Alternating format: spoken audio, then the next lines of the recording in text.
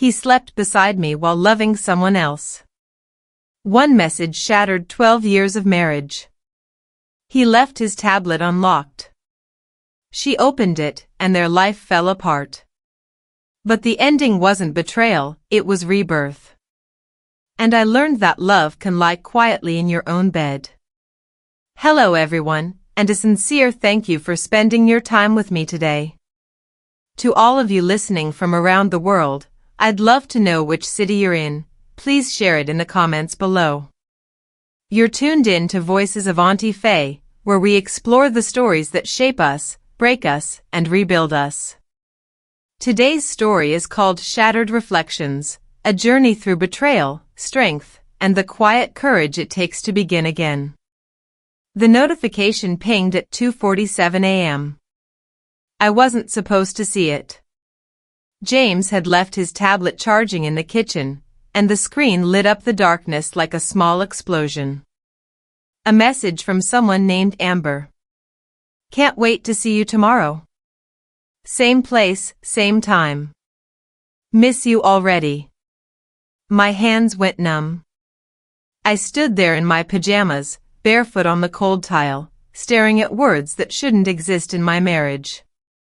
James was upstairs, sleeping peacefully in our bed, while I was down here watching our 12-year relationship crack open like an egg.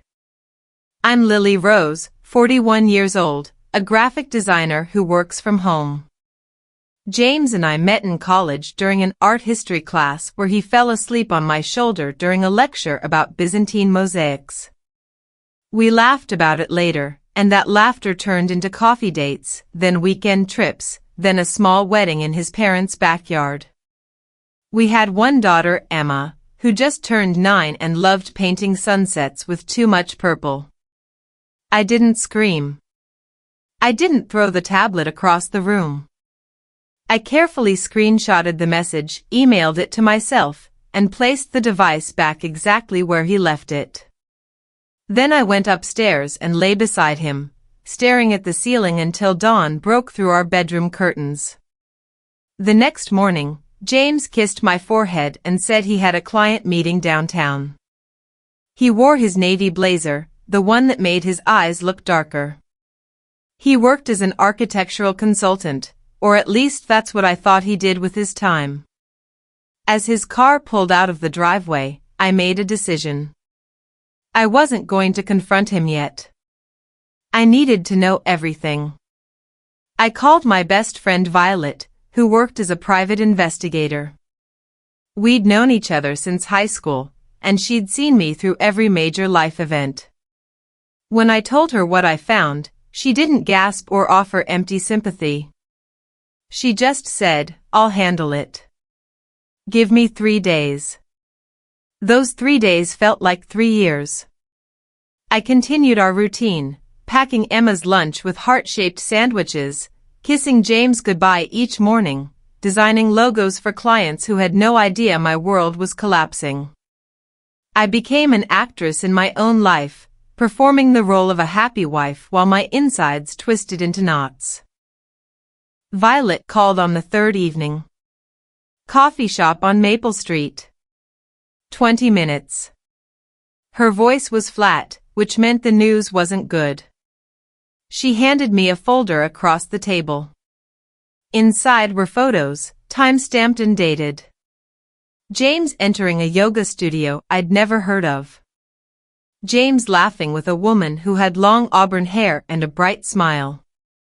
James holding her hand as they walked through Riverside Park. The woman was Amber, a yoga instructor who taught evening classes. They'd been seeing each other for 7 months.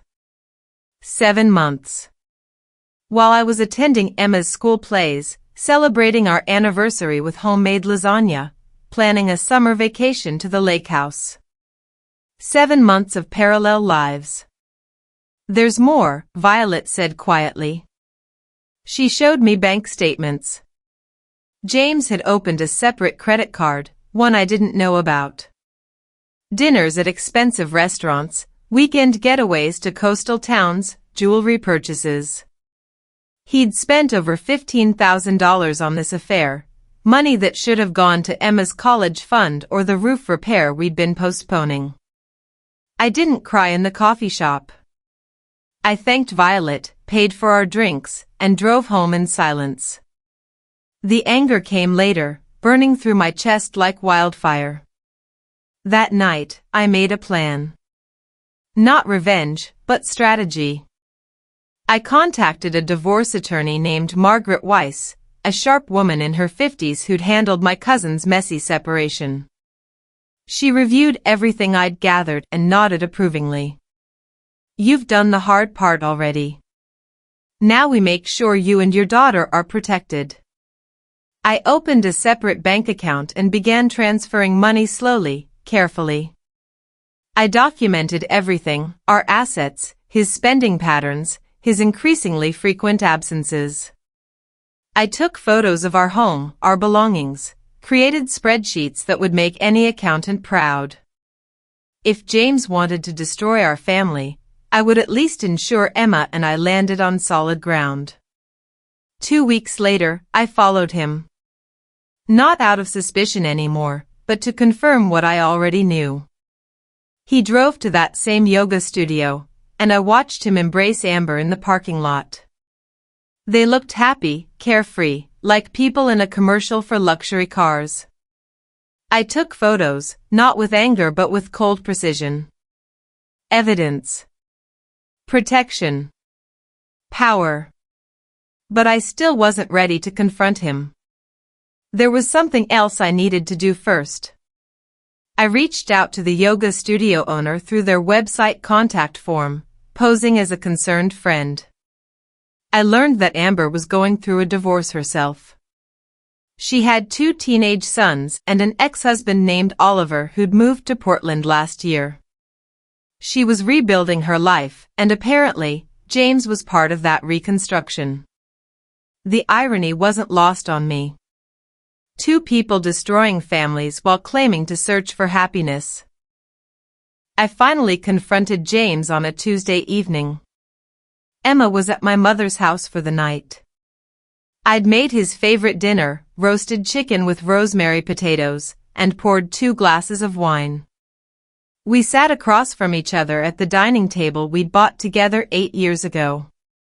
"I know about Amber," I said simply, watching his face drain of color. He tried to deny it first, stumbling over words, claiming it was just a friendship, a misunderstanding. But when I placed the folder of evidence on the table, his lies dissolved. He sat there, staring at photos of himself with another woman, and the silence stretched between us like a chasm. "How long have you known?" he finally asked, his voice barely a whisper. "Long enough."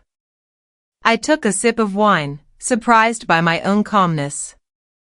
"I want a divorce, James. I've already filed the papers.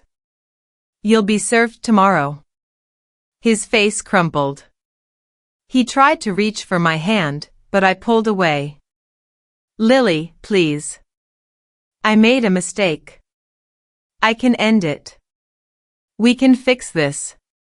"You made a choice," I corrected him. "Every day for 7 months, you chose her over us. You spent our money, our time, our trust. There's nothing left to fix." He begged, cried, promised to change. But I'd heard enough promises. I'd lived through enough lies. I told him to sleep in the guest room, and the next morning, I watched him pack a bag with the same detached observation I'd use while watching a movie. The divorce moved quickly. James didn't contest anything, perhaps out of guilt or perhaps because he knew he had no defense. Margaret ensured I kept the house, primary custody of Emma, and a fair division of assets minus what he'd spent on the affair. He was ordered to pay child support and contribute to Emma's education fund. Emma took it hard. She cried, asked why Daddy wasn't coming home, wondered if she'd done something wrong. I held her through those tears, reassuring her that none of this was her fault, that love sometimes changes but parents never stop loving their children. I didn't poison her against James. He was still her father, and she deserved to figure out that relationship on her own terms. The hardest part wasn't the legal process or the financial untangling. It was the small moments. Waking up alone. Eating dinner at a table set for 2 instead of 3. Watching Emma's face fall when James canceled their weekend plans because Amber's sons had a soccer tournament. The casual cruelty of broken promises. But slowly, something unexpected happened. I started to heal. I threw myself into my work, taking on bigger clients, designing brand identities for startups and local businesses. My income grew. I joined a book club at the community center where I met women who'd survived their own storms. I started painting again, something I'd abandoned years ago, and discovered I was actually quite good at abstract landscapes. Emma and I created new traditions. Friday movie nights with homemade popcorn. Saturday morning pancakes shaped like animals. Sunday afternoons at the botanical gardens where she'd sketch flowers and I'd photograph them. We became a team, just the two of us, and found strength in our smallness. 6 months after the divorce was finalized, I ran into someone at the farmer's market. His name was Daniel Brooks, a single father with a 10-year-old son named Lucas. We'd met briefly at Emma's school during parent-teacher conferences, but never really talked. He was buying tomatoes when his reusable bag split, sending produce rolling across the pavement. I helped him gather the runaway vegetables, and we laughed about it. He had kind eyes and an easy smile that didn't feel forced. We ended up getting coffee while our kids played at the nearby playground, and the conversation flowed naturally. He was a high school English teacher, recently widowed after his wife lost a battle with cancer 2 years prior. We didn't exchange numbers that day. It felt too soon, too complicated. But we kept running into each other, at school events, the library, the grocery store. Small-town coincidences that began to feel less coincidental. Eventually, he asked if Emma and I would like to join him and Lucas for a pizza dinner. Nothing formal, just 2 families sharing a meal. I hesitated, then agreed. Emma needed to see that life could still include joy, and honestly, so did I. Daniel was refreshingly honest. He talked about his grief, how some days he still forgot his wife was gone and would turn to tell her something before remembering. He asked about my divorce without prying, accepted my vague answers without pushing. He made Lucas help clear the table and complimented Emma's drawing of a purple dragon. He was real in a way I'd forgotten people could be. We started seeing each other casually, group outings with the kids, afternoon hikes, visits to the science museum. There was no pressure, no rush, just gentle companionship between 2 people who'd survived loss. He never tried to fix me or offer empty platitudes. He just existed alongside me, steady and patient. 3 months into our friendship, which had quietly become something more, Daniel kissed me goodnight after a particularly long conversation on my front porch. It was soft, tentative, asking permission. And for the first time since everything fell apart, I felt something other than pain. I felt possibility. Our relationship grew slowly, carefully, like plants after a harsh winter. We were both cautious, both scarred, both fiercely protective of our children. But we were also hopeful. We learned each other's rhythms, shared our fears, celebrated small victories.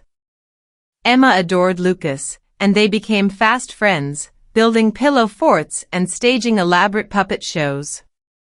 Daniel never tried to replace James. He carved out his own space in our lives, one built on respect and genuine affection rather than obligation.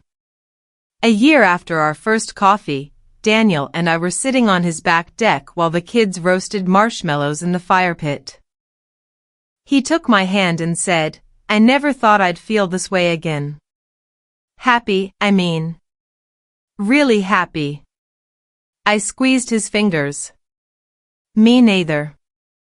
Whatever happens, he continued, I want you to know that meeting you changed everything.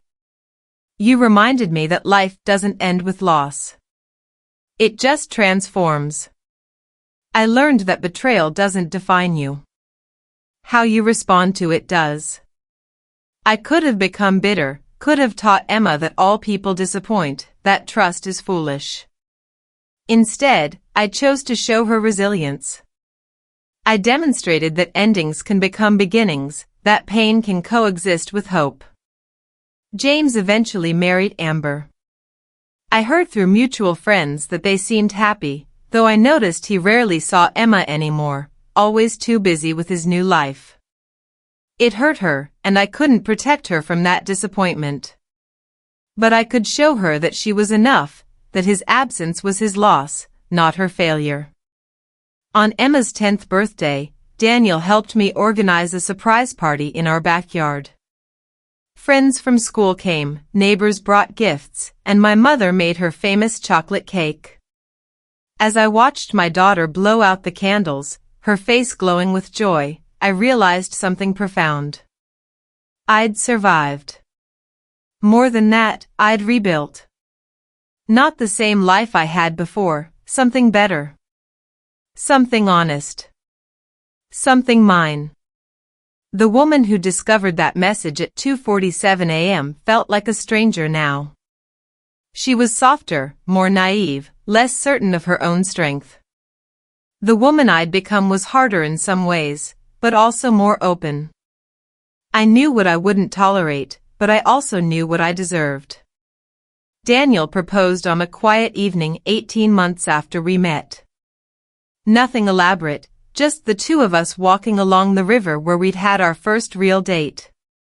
He didn't get on one knee or make a speech.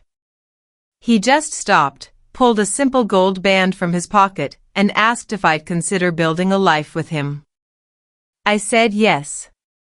Not because I needed saving or couldn't be alone. I said yes because he saw me, truly saw me, and chose me anyway. Because our broken pieces fit together in a way that felt whole. Because love, the second time around, is clearer, wiser, braver. We got married in a small ceremony at the Botanical Gardens, surrounded by close friends and family. Emma was my maid of honor, Lucas was Daniel's best man, and my mother cried happy tears. It wasn't the fairy tale wedding I'd had with James, all white dresses and grand promises. It was better. It was real. I still think about that night sometimes, standing in my kitchen, reading a message that shattered everything I thought I knew. I don't regret what happened. I can't. Because that pain led me here, to this life, to these people, to this version of myself who is stronger, kinder, more authentic. Betrayal taught me that I could survive anything. But love, the right kind of love, taught me how to truly live. So if you're standing in your own kitchen, heartbreaking, world crumbling, know this, you will survive. You will rebuild. And someday, when you least expect it, you'll realize that the ending you feared was actually a beginning in disguise. Life has a way of working out, not always the way we planned, but exactly the way we needed. And that's my story. Thank you for listening.